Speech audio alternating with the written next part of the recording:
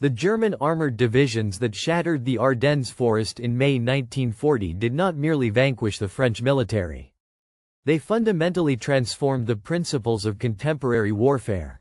Within a mere 6 weeks, France had capitulated, as the world watched in stunned disbelief as columns of tanks breached the Maginot Line, rendering it utterly obsolete. The sheer velocity was incomprehensible. Municipalities that had endured months of siege operations during the Great War fell within hours. French infantry, equipped much like their predecessors in 1918, confronted an adversary that outpaced their communications. As Panzer III and IV tanks rumbled down rural roads, supported by Stuka dive bombers and mechanized infantry. The arrival of German armored forces on the battlefield triggered a familiar, yet devastating response from infantry troops across Europe. Faced with the relentless onslaught of the Blitzkrieg, soldiers were left with few options: scatter, retreat, or surrender. The psychological impact of this overwhelming display of firepower far exceeded the actual tactical damage inflicted. While French tanks often boasted thicker armor and comparable weaponry, the coordinated German doctrine created an aura of invincibility that shattered the morale of even the most seasoned infantry. When the rumble of tank treads echoed across the landscape, the instinctive reaction was to flee. The standard-issue anti-tank rifles, weighing a hefty 36 pounds and firing a 55mm round, proved woefully inadequate against all but the lightest German armored vehicles. The British Expeditionary Force, fighting alongside their French counterparts, experienced this terror firsthand. In theory, these rifles could penetrate up to 21 mm of armor, but the reality on the ground was far more daunting. The German Panzers that arrived in 1940 boasted 30 mm of frontal armor, a formidable defense against enemy fire even at a distance of 100 yards. The mathematics were brutally straightforward. Between May 26 and June 4, 1940, the British Army orchestrated the largest military evacuation in history at Dunkirk, rescuing 338,226 soldiers from the beaches.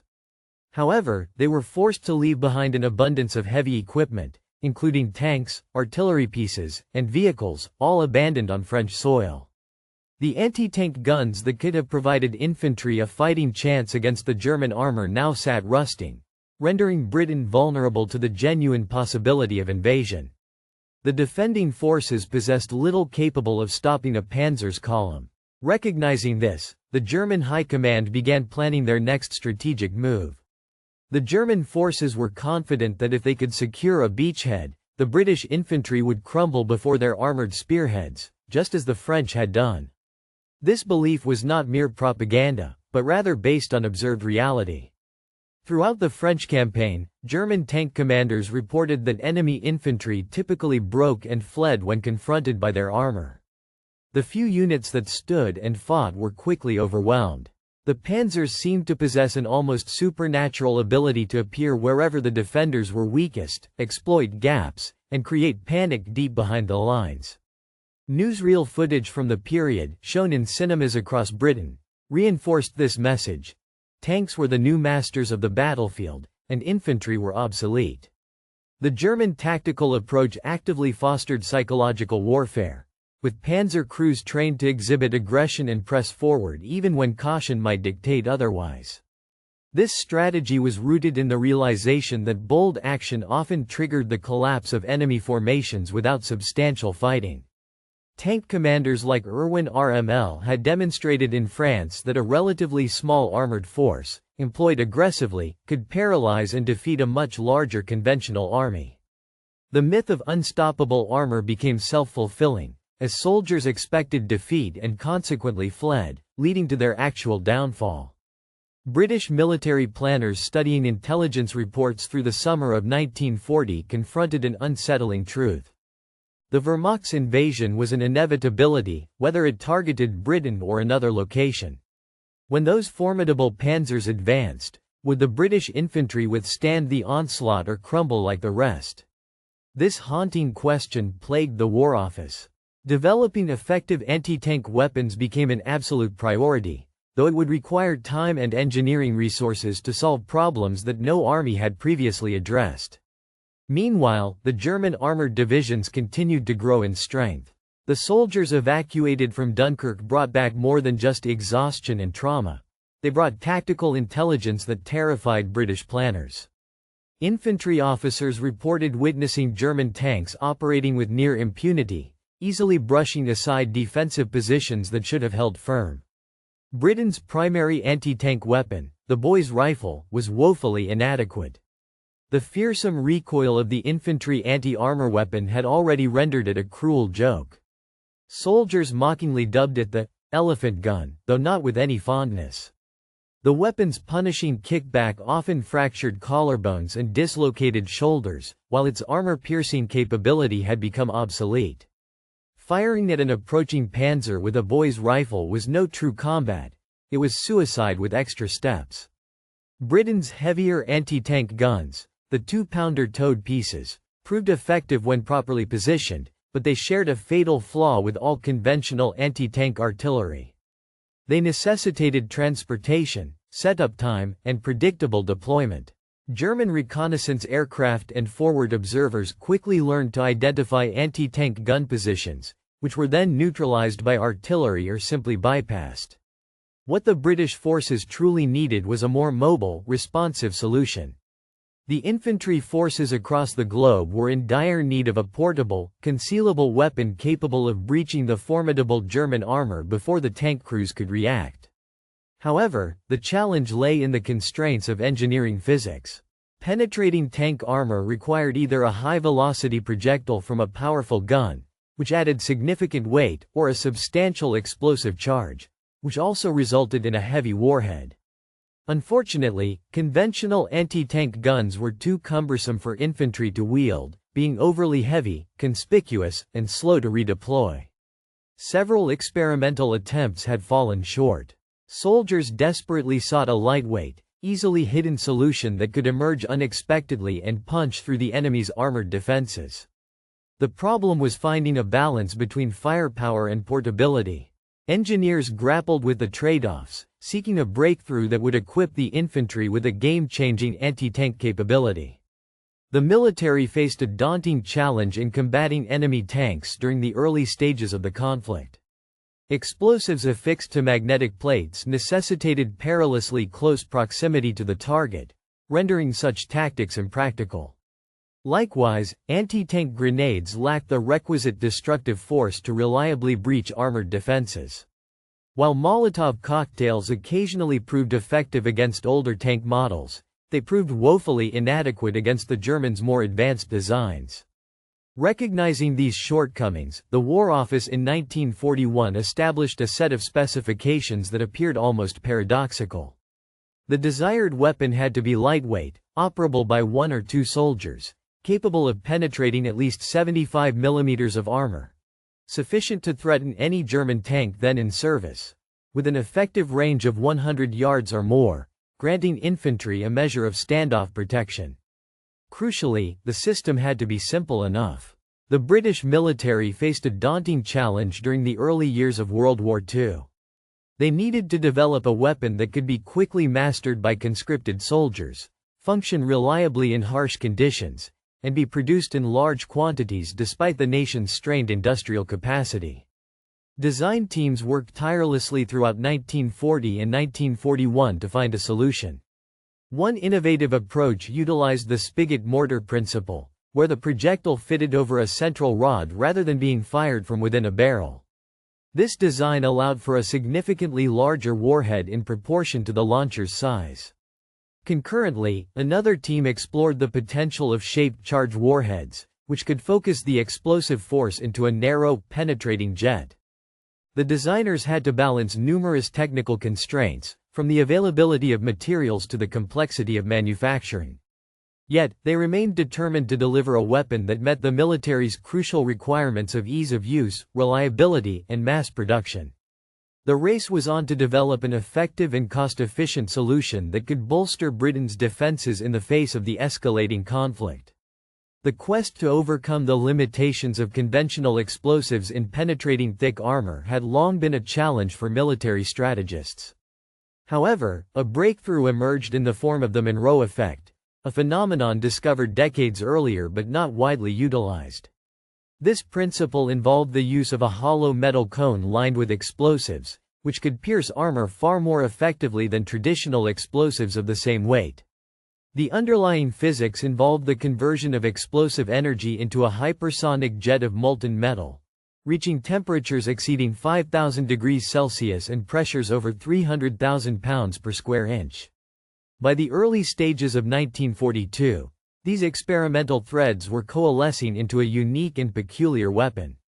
Lieutenant Colonel Stuart Blacker, an unconventional ordnance officer, championed a design that employed a massive coiled spring as its propulsion system, akin to an enormous mechanical catapult. This innovative approach sought to circumvent the limitations of chemical propellants, which were in short supply during the wartime period. The availability of certain materials was tightly regulated, necessitating meticulous handling and storage procedures. Conversely, the manufacturing of a steel spring could be undertaken in any facility equipped with metalworking capabilities, without the need for specialized storage or precautions against accidental detonation. At first glance, the concept seemed absurd, until the underlying mathematics were closely examined. A powerful spring, when wound tightly and suddenly released, could propel a 3-pound warhead with sufficient velocity to be effective at combat ranges. Testing conducted throughout 1942 showed some potential, though the term promise may be overly generous. Early prototypes proved hazardous to their operators, temperamental, and at times failed to fire altogether. However, they did occasionally manage to penetrate armor plate during trials, a feat unmatched by any other portable option.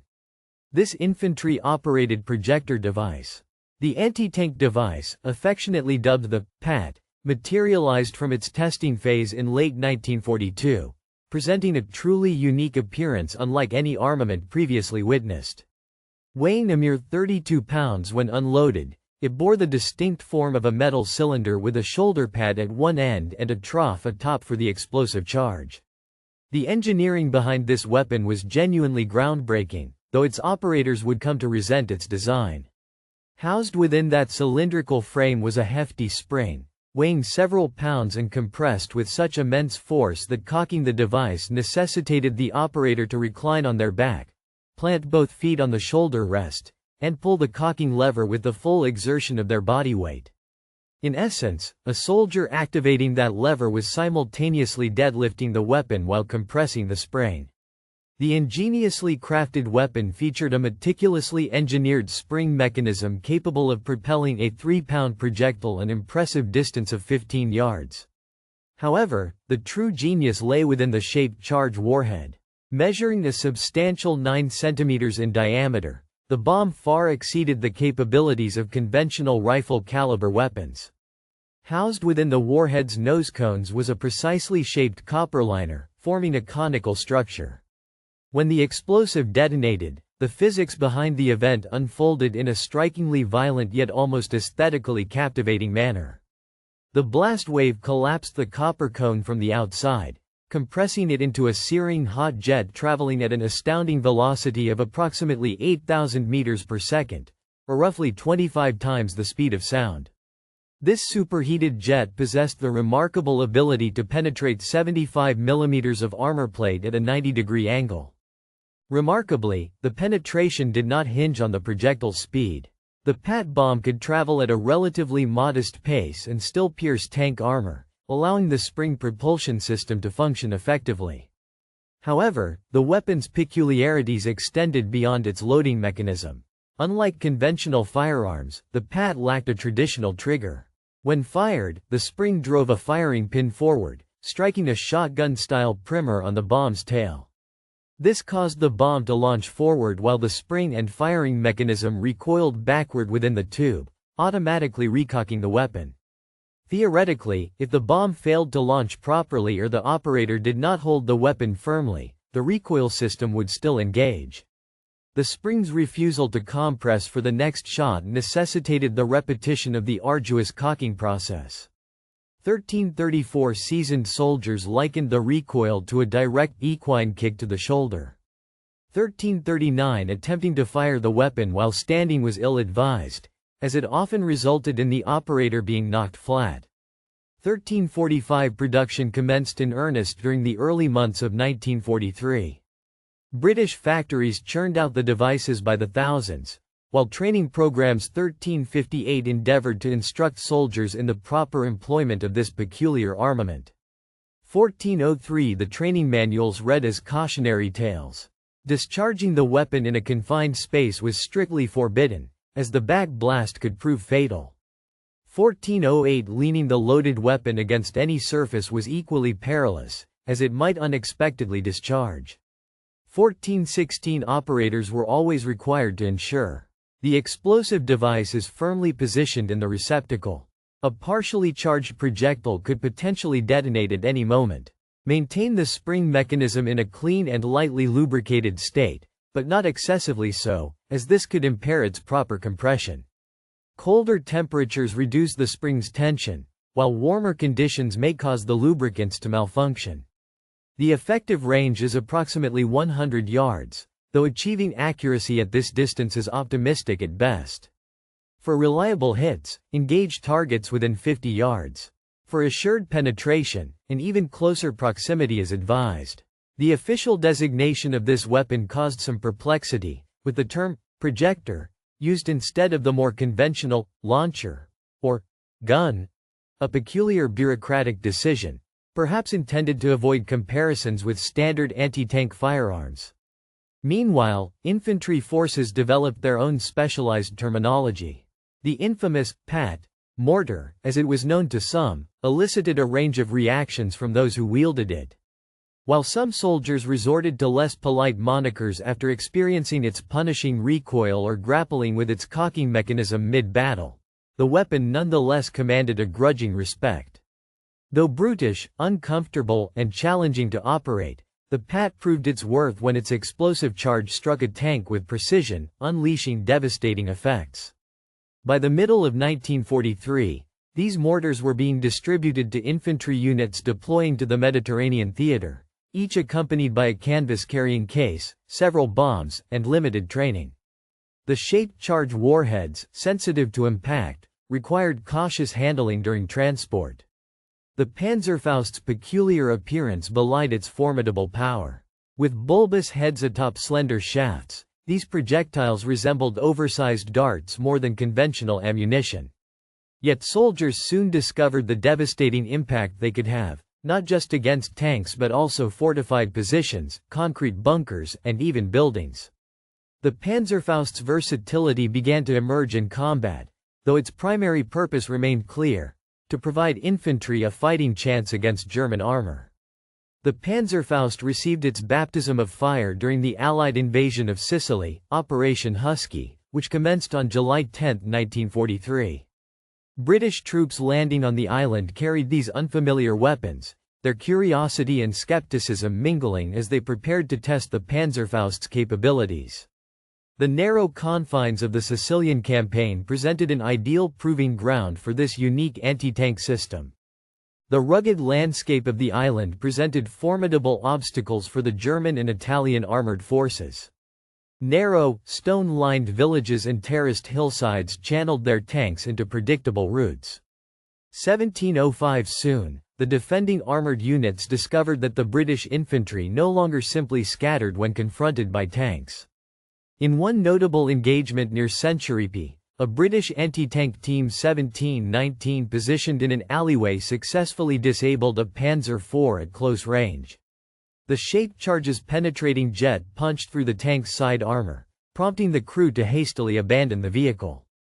1733 German after-action reports began to acknowledge this unexpected development. British soldiers were actively targeting their tanks. The subsequent Italian mainland campaign provided even more opportunities for these tactics. 1747 The mountainous terrain of southern Italy, with its narrow valleys and winding roads, favored defenders equipped with portable. The British infantry at Salerno in September 1943 leveraged the tactical advantages of portable anti-tank weapons to repel several German counterattacks relying on armored support. The ability to fire these weapons from elevated positions within buildings proved invaluable, as a PIAT team on an upper floor could engage tanks from above, where the armor was typically thinnest. One corporal effectively neutralized a Sturmgeschütz 3 assault gun by firing directly onto its engine deck, setting the vehicle ablaze. The German crew, anticipating anti-tank guns positioned at ground level, never thought to watch the windows above them. The true danger of the PIAT weapon lay not in its technical specifications, but in the tactical flexibility it afforded, unlike traditional anti-tank guns that required specific positioning on the ground. The elite infantry squads strategically positioned themselves, ready to ambush the enemy. Once they opened fire, the opposing artillery would swiftly retaliate, but the nimble teams could vanish into the surroundings before the counterattack arrived. This revolutionary weapon transformed the infantry from helpless targets into formidable adversaries. German tank commanders, accustomed to operating with impunity against ground troops, now had to be wary of every potential hiding spot, as a soldier with a deadly weapon could lurk within. The shaped charge warhead of the PIAT proved especially effective in penetrating the side and rear armor of the enemy tanks. German armored vehicles posed a formidable challenge for Allied forces. The Panzer IVs, with their 30 mm side armor, were vulnerable to the Panzerschreck's 1946 penetration capabilities. Even the heavier Panther tanks arriving in Italy in late 1943 had exposed 1954 side armor of 40 to 50 mm, which could be disabled or 2001 destroyed by a well-placed Panzerschreck shot. However, the key 2006 was finding the right angle to engage the tanks. Frontal assaults were 2013 suicidal, as the thickest armor was concentrated on the forward-facing 2019 aspects. Successful Panzerschreck teams learned to position themselves where 2025 tanks would expose their vulnerable flanks, such as at corners, in ambush 2031 locations along known routes, or arid battlegrounds had already witnessed the conclusion of North Africa's 2036 clashes by the time PIATs arrived on the scene. Yet the 2042 insights gleaned there shaped their tactical approach. Infantry anti-tank teams operated in 2048 duos, with one soldier responsible for wielding and firing the weapon, while the other carried supplementary 2053 ordnance and provided security. Absolute focus was required to line up 2100 a shot, leaving the gunner vulnerable to enemy infantry. The second team member remained vigilant for 2105 threats and could assume control if their partner was incapacitated. Ammunition supply became a critical factor, as each PIAT bomb exceeded 2112 3 pounds, and a soldier could realistically transport only 3 or 4 2117 in addition to the weapon itself. The German armored forces faced a changing dynamic with infantry units in the latter stages of 1943 and early 1944. To adapt, they increased their reliance on infantry support, enhanced reconnaissance efforts, and adopted a more cautious approach when operating in terrain susceptible to ambush. Conversely, British infantry discovered they could hold their ground against enemy tanks. Officers noted that soldiers equipped with PIAT anti-tank weapons exhibited significantly less tendency to panic when confronted by tanks. While the PIAT did not ensure survival, it provided a sense of agency, transforming helpless soldiers into a formidable threat. The Normandy landscape, marked by its distinctive patchwork of small fields enclosed by ancient earthen banks and dense hedgerows, became a renowned proving ground for the PIAT anti-tank weapon. The terrain was claustrophobic, with visibility often limited to just 50 or 100 yards. Roads transformed into natural killing zones, as sunken lanes with steep banks on either sides prevented tanks from maneuvering off the narrow tracks. For PIAT teams, this landscape presented both challenges and opportunities. The PIAT's psychological impact on British soldiers was perhaps more significant than its actual kill statistics. An infantryman who believed they could fight back would behave very differently from one who felt doomed. The PIAT instilled that crucial belief in the Allied troops who stormed the Normandy beaches on June 6, 1944. The German tank commanders faced a growing nightmare as the days passed. The German defenders had positioned their armored reserves, anticipating a counterattack to drive the invaders back into the sea. Formidable SS Panzer divisions, including the 12th SS Panzer Division, Hitlerjugend, and Panzer Lehr Division, advanced towards the beachhead with confidence. These were not the hastily trained units that had garrisoned France, but rather elite formations with battle-hardened veterans and the latest equipment. Their Panzer IVs had been upgraded with additional armor. Their Panthers were arguably the finest medium tanks in the world, and their Tiger tanks were mobile fortresses. Yet, as these formations engaged, the British and Canadian troops advancing from the coastline encountered an unanticipated challenge. The infantry refused to retreat. During Operation Charwood in early July, British infantry battalions defending rural settlements employed devastating tactics. German tank commanders discovered that advancing down a village street could result in a shaped charge bomb striking their flank from a damaged building. The Panthers' frontal armor could withstand most Allied anti-tank rounds, but their sides remained vulnerable, and the terrain compelled tanks to constantly expose their flanks. A Panther would lumber past a hedgerow, only for a PIAT team concealed in the undergrowth to open fire at point-blank range. The 75 mm. The British forces launched Operation Epsom on June 26, encountering some of the fiercest combat of the campaign. Infantry units advancing toward the Odin River faced repeated German counterattacks spearheaded by armored vehicles. The standard German tactic of deploying panzers to disrupt the attack met with unexpected resistance. Infantry companies, entrenched in the hedgerows, engaged German tanks at ranges where pre-war doctrine had deemed them outmatched. One sergeant near Scheer knocked out 2 Panzer IV tanks within 10 minutes, firing from a position in a drainage ditch.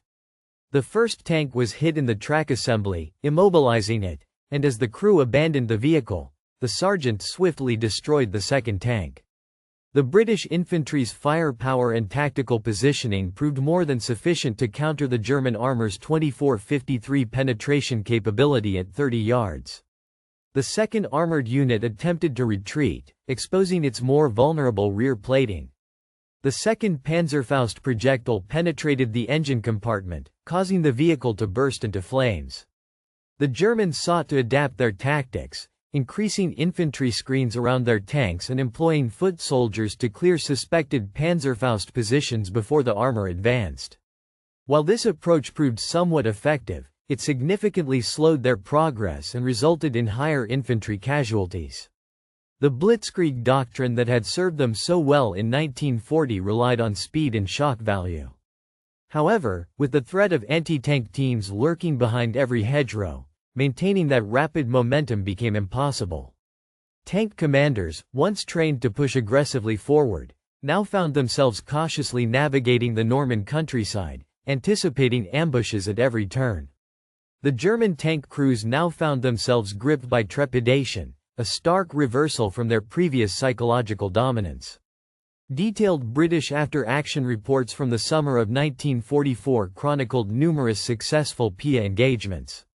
While not every shot proved lethal, the shaped charge warhead's sensitivity to impact angle meant even near misses had a profound effect.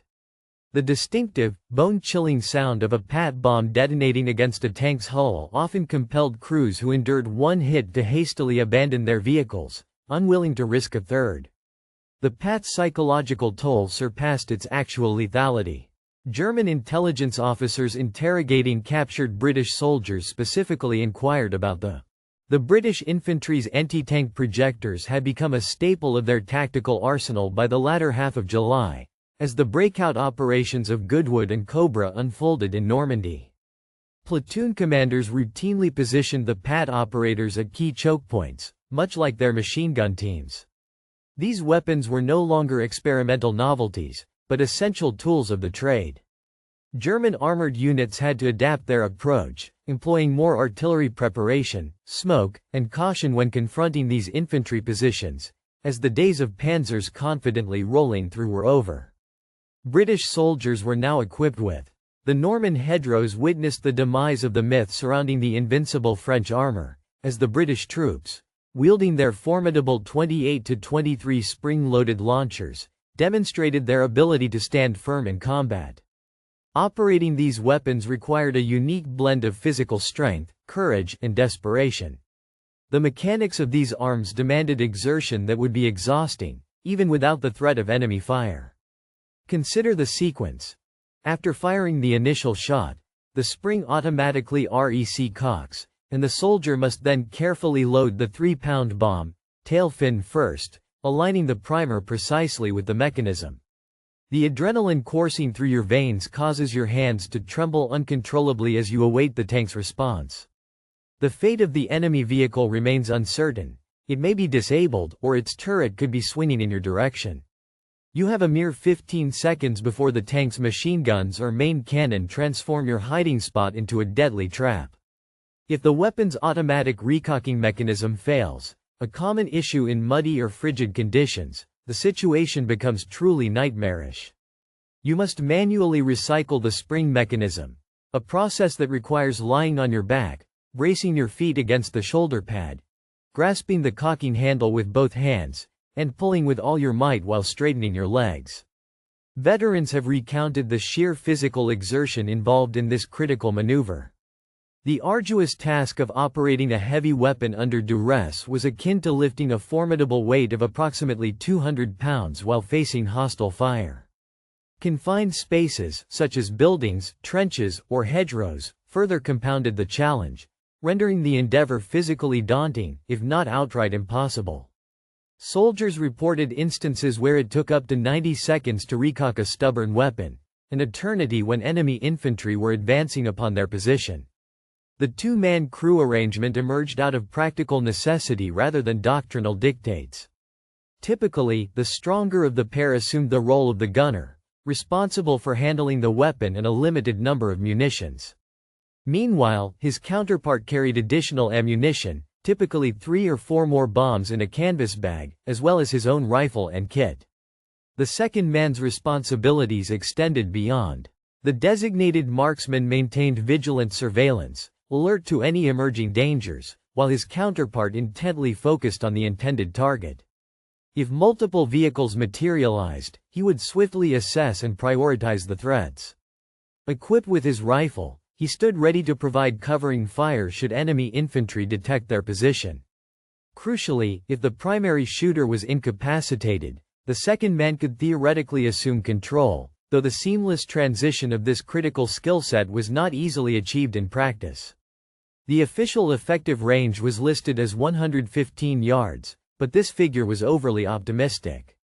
The PIAT bomb's trajectory followed a parabolic arc akin to a mortar round, rather than a flat path like a conventional firearm. At a distance of 100 yards, the operator essentially had to lob the projectile towards the target, relying on hope rather than precision. Accuracy at this range was severely compromised. The tank's firepower posed a formidable challenge for infantry forces.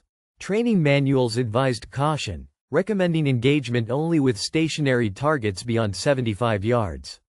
However, the most successful encounters occurred between 30 and 50 yards, close enough to ensure a hit, but not so near that the tank's machine guns would inevitably destroy the soldier before they could retaliate.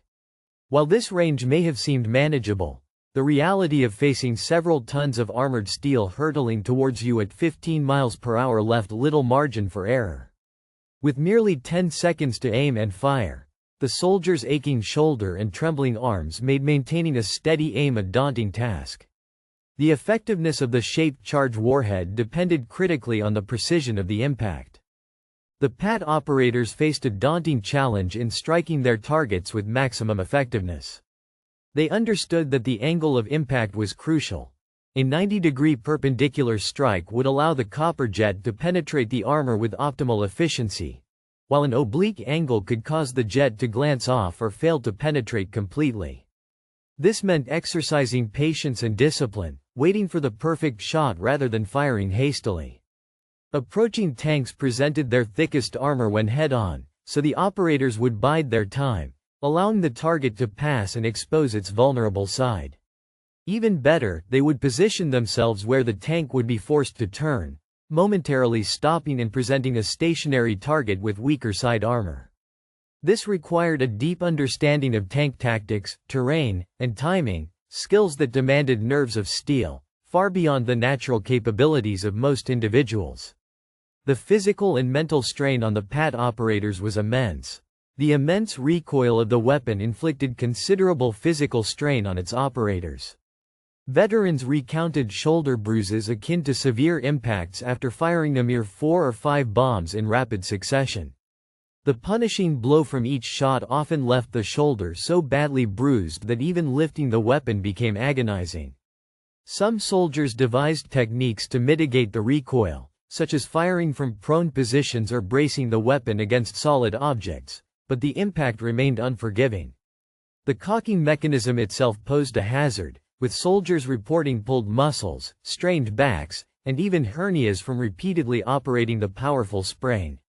Wielding this demanding weapon required peak physical fitness, yet it was often handled by men who had not eaten properly for days and were already in a weakened state.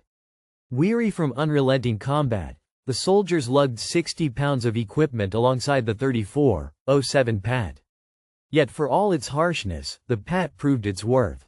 This 34-14 compelled troops to use it despite the discomfort, danger, and 34-19 physical toll. When that shaped charge warhead connected properly with a Panzer's flank, the 34-26 results vindicated the ordeal. The jet of superheated copper would pierce steel, and the pressure wave 34-33 within the tank would incapacitate the crew, ignite ammunition, rupture fuel tanks. A 34-38 successful PIAT shot meant one less tank hunting them down. The village of 34-44 Villers-Bocage on June 13, 1944 became one of the PIAT's most renowned 34-50 proving grounds. The renowned 34th Desert Rats, the 7th Armored Division, had advanced forcefully in an attempt to outflank the German forces around Caen. Unexpectedly, they encountered SS Obersturmbannführer Michael Rittmann in his Tiger I tank, who proceeded to single-handedly destroy around 14 British tanks and numerous other vehicles within minutes, resulting in a disastrous outcome.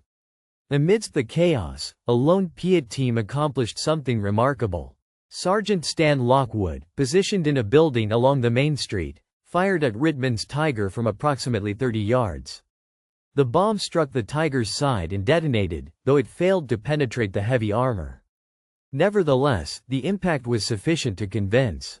The seasoned infantryman's decisive strike proved that even the most formidable German tank was not impervious to a resolute soldier wielding the appropriate weapon. During Operation Epsom near the hamlet of Graville-sur-Edon on June 27, Corporal Edward Chapman's PIAT team executed the type of engagement that training manuals outlined, but combatants seldom encountered. Concealed within a ravaged farmhouse, his position commanded a junction where German counterattacks had to maneuver their tanks. As a Panzer IV approached the corner, it decelerated to navigate the turn, exposing its flank armor at roughly 40 yards. Chapman fired, and the shaped charge jet penetrated just below the turret. The tank came to an abrupt halt, with smoke billowing from its hatches. As the crew hastily evacuated, a second Panzer IV emerged, tracing the same path. Chapman's loader had already primed another explosive charge.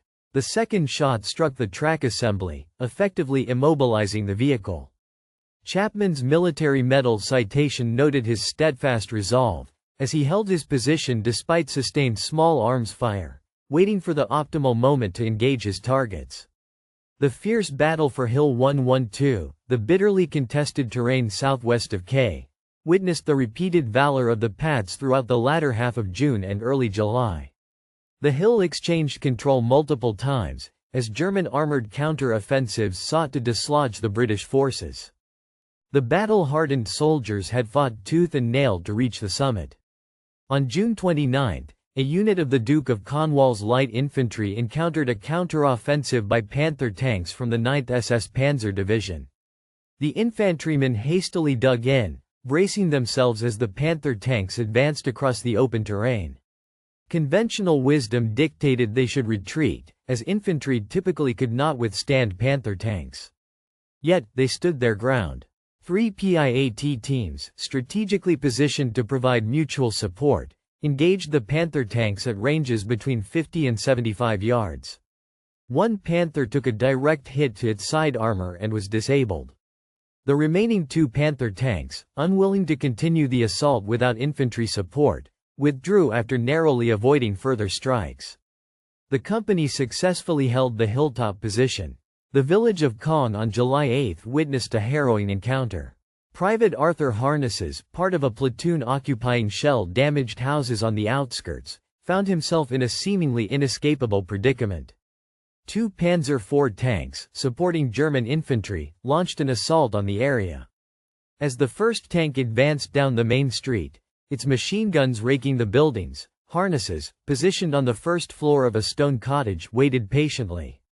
When the Panzer passed beneath his window, he unleashed a precise shot, aiming for the thinner armor of the engine deck.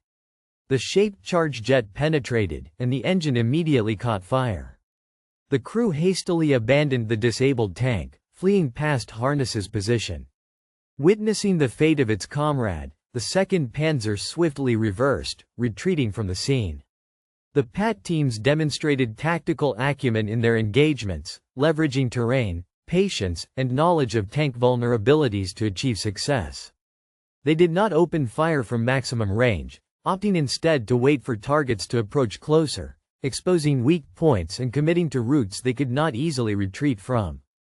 This strategy entailed extraordinary personal risk, with operators firing at tanks from a mere 40 yards, well within the range of the enemy's armaments.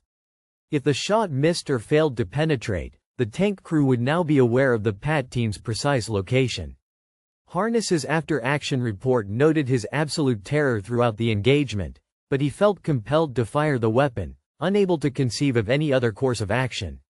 These documented encounters shared common elements, underscoring the PIAT team's tactical acumen and willingness to accept grave personal danger in the pursuit of their objectives. The soldiers wielding these formidable weapons in Normandy were no extraordinary individuals, but rather ordinary men, frequently conscripts. The engagement was a stark binary: either the tank was destroyed or the team perished. Precise kill-to-loss ratios were not systematically recorded, but anecdotal evidence suggests a sobering reality. For every successful encounter, there were teams who met their demise attempting the same, felled by machine gun fire while aiming, annihilated by artillery after revealing their positions, or crushed when tanks simply drove over their trenches. The weapon provided infantry a chance, not a certainty. Yet this chance was far greater than what they had faced in France 4 years prior. Wielding an unconventional and perilous weapon, these individuals performed an exceptionally hazardous task. What distinguished them was their willingness to confront the challenge, for when German tanks emerged, they seized their rugged, spring-loaded launchers and fought back instead of retreating. The Panzerfaust, while lacking the legendary status of some armaments, was no less impactful. Its unassuming appearance, devoid of the sleek elegance or propagandistic appeal that often captivates, meant that soldiers seldom expressed affection for the device. Yet, its influence on the psychology of armored warfare surpassed what its modest technical specifications might have implied. The weapon's true legacy lay not in the number of tanks it destroyed, substantial though that tally may have been, but in the way it altered the calculus of armored operations. The German tank commanders once believed that infantry posed little direct threat to their vehicles. However, this perception changed drastically after the events in Normandy. Every potential hiding spot, from buildings to hedges to rubble, became a possible firing position for weapons capable of destroying their tanks. This shift in mindset was reflected in the German tactical doctrine throughout 1944 and into 1945. Armored units, which had previously operated with a high degree of independence, now required substantial infantry support. Reconnaissance missions became more thorough, and advances grew more cautious. The pace of armored operations slowed significantly when operating in terrain that favored close-range ambushes. This slowdown had strategic implications, as the German military's advantage had historically relied on speed and maneuverability. The devastating impact of the Panzerfaust anti-tank weapon cannot be overstated. This compact, shoulder-fired device allowed infantry to concentrate destructive force and overwhelm armored defenders before they could react. In contrast, the cautious, methodical advance of tanks, carefully checking every potential ambush site, nullified their tactical advantage. The Panzerfaust, combined with other Allied anti-tank weapons, transformed armored warfare, shifting it away from the fluid maneuver of earlier conflicts and back towards the grinding attrition of the First World War. This shift in the nature of combat also profoundly affected British infantry psychology. The soldiers who had fled Dunkirk in 1940, witnessing tanks scatter their formations and learning that armor meant certain defeat, had to unlearn those hard-won lessons. The Panzerfaust provided the means for this transformation. When a soldier knew he possessed a weapon capable of destroying even the mightiest tank, his confidence and tactical approach were fundamentally altered. The individual's demeanor transforms radically when confronted with the object of his dread.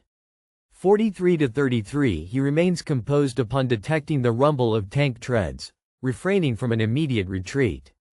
43-38 Instead, he strategizes, inquiring about his PIAT team's location, the approach route, and vulnerable angles.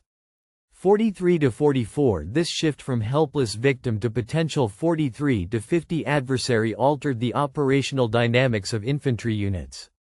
Commanders could now deploy troops in 43-56 positions that would have been untenable a few years prior, confident that even the emergence of hostile 44.02 armor could be repelled.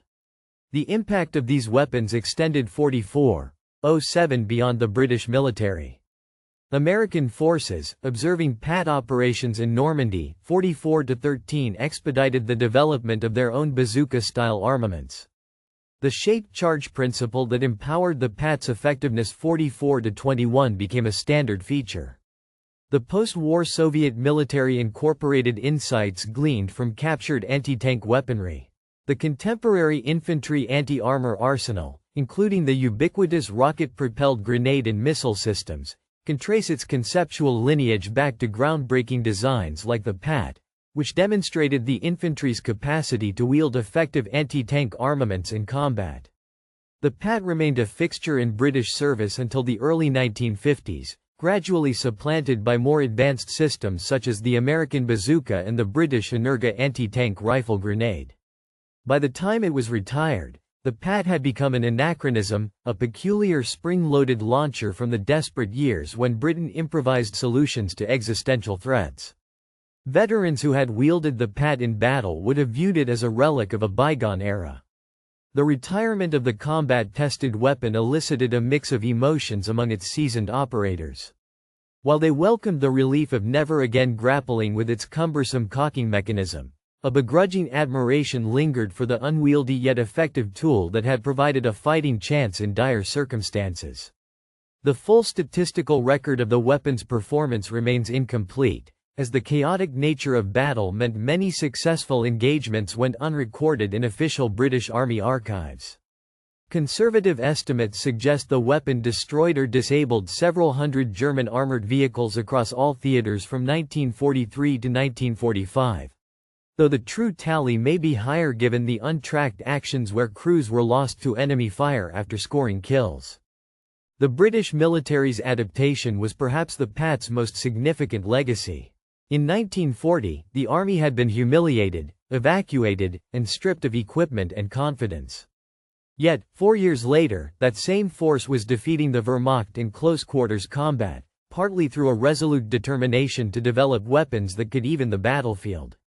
While the PIAT may not have been the war's premier anti-tank weapon, it forced thousands of tanks to alter their routes and operate more cautiously. The tanks that never advanced due to the potential threat of a PIAT team were not reflected in statistics, but they truly measured the weapon's effectiveness. The British military's transformation, from a humiliated force in 1940 to a determined, adaptable one capable of defeating the Wehrmacht, was the PIAT's most enduring impact.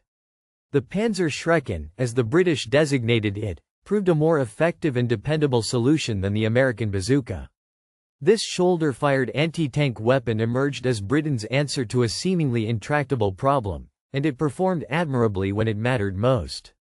The courageous soldiers who carried the PIAT into combat, enduring its punishing recoil and demanding cocking mechanism, transformed the nature of infantry warfare. They demonstrated that tanks were not invincible, that infantry remained a vital component, and that sheer determination combined with sufficient firepower could alter the course of battles.